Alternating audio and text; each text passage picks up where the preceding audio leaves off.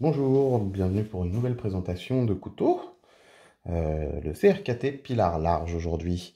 Avant de commencer la présentation, je voulais simplement vous faire une petite parenthèse pour vous prévenir que, il y a déjà deux vidéos de présentation de couteaux qui sont prêtes et qui devraient sortir très rapidement après celle-ci. Et puis surtout, je vais bientôt recevoir ma commande Olight. Donc Olight, pour ceux qui ne connaissent pas, c'est des lampes de poche très haut de gamme.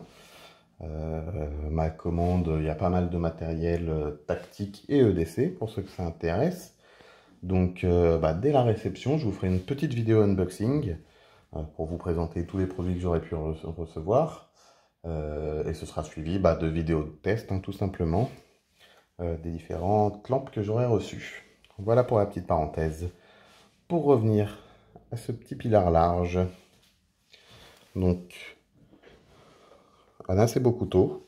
Hein, notamment grâce au design de la lame, hein, c'est ça moi qui m'a fait craquer pour l'acheter.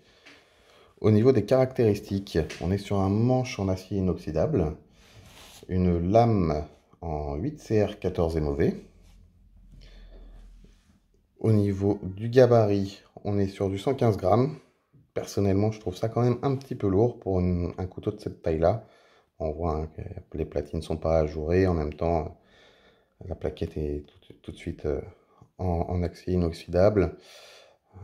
Pareil à l'arrière avec le frame lock, donc forcément ça pèse un petit peu. Concernant la longueur de la lame, on est sur du 6,8 cm. La longueur totale fermée, c'est du 10,2 cm. L'épaisseur de la lame, on est sur du 3,7 cm. Donc autant dire que c'est du costaud, surtout pour un couteau de cette taille-là. Et sur la longueur totale, on est sur du 16,7 cm. Donc ça reste quand même assez compact. Voilà. Au niveau des finitions, voilà, il n'y a pas grand chose à dire, hein, c'est nickel, hein, franchement, il n'y a rien qui dépasse, c'est bien fait. Le petit trou pour la dragonne, le clip, alors qui n'est pas réversible sur la plaquette, mais par contre qu'on peut mettre à l'autre bout.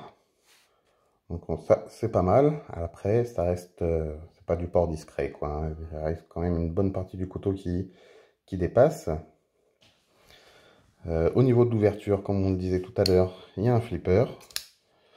Le petit bémol, pour moi d'ailleurs, ce flipper, parce que moi qui suis habitué aux marques chinoises de ces derniers temps, CVV, Bestech, Quebec, qui commencent à faire du très bon couteau au même prix environ, parce que là on est entre les 40 et 50 euros selon les marchands. Pour le même prix, on peut avoir des couteaux avec roulement à billes. Et c'est vrai que moi je m'y suis habitué. Celui-là, on a tendance à rater quand même si on met pas un bon coup de doigt. On peut facilement le rater. Voilà. Faut vraiment mettre un bon coup de doigt sec ou alors au pire, finir avec un petit coup de poignet.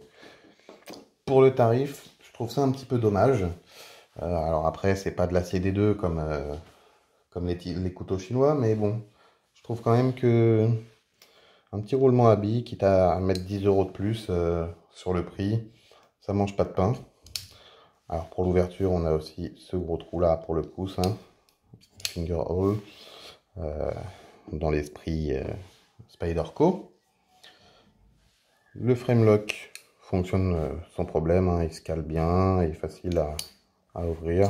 Donc ça reste quand même un couteau de bonne qualité. Pour moi, un petit peu lourd quand même. On le sent bien dans la poche malgré sa taille. Et puis ce souci de flipper, franchement, ça me gêne un peu. Moi, je suis un peu trop habitué. Après, il est beau, hein. La lame, franchement, est nickel.